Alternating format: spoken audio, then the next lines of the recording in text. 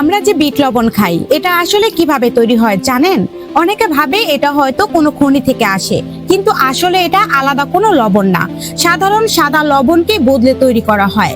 একটা বড় মাটির চুলায় এই কাজটা করা হয়, যেখানে অনেকক্ষণ ধরে খুব বেশি তাপে রাখা হয়।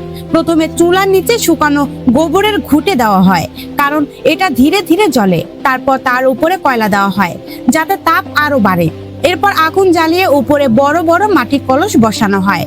কলসগুলোকে এমন ভাবে রাখা হয় যাতে সব দিকে সমান তাপ লাগে। তারপর কলসের ভেতরে দেওয়া হয় সাদা লবণ আর কিছু ভেষজ, যেমন হরিতকি, আমলকি, বহেরা আর বাবুলের ছাল। এই ভেষজ গুলোর জন্য বিট লবণে আলাদা গন্ধ আর স্বাদ তৈরি হয়। প্রচন্ড গরমে এগুলো লবণের সাথে মিশে লবণের রঙও বদলে দেয়।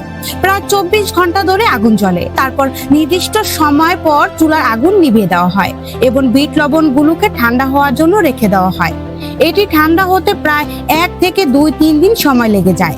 পুরোপুরি ঠান্ডা হয়ে গেলে শ্রমিকরা সাবধানে কলসগুলো বের করে আনে। ততক্ষণে কলসের ভিতরে তরল লবণ জমে কঠিন পাথরের মতো হয়ে যায়। তারপর শ্রমিকরা হাতুড়ি বা ভারী জিনিস দিয়ে আঘাত করে মাটির কলসগুলোকে ভেঙে ফেলে। তারপরে বেরিয়ে আসে বিট লবণ, বাইরে কালচে কিন্তু ভেতরে লালচে বেগুনি। আর এভাবেই সাদা লবণকে এই প্রক্রিয়ার মাধ্যমে তৈরি করা হয় বিট লবণ। আপনি কি আগেই জানতেন যে সাদা লবণ থেকে বিট লবণ এইভাবে তৈরি করা হয়, নাকি আজকে জানলেন? কমেন্টে জানান।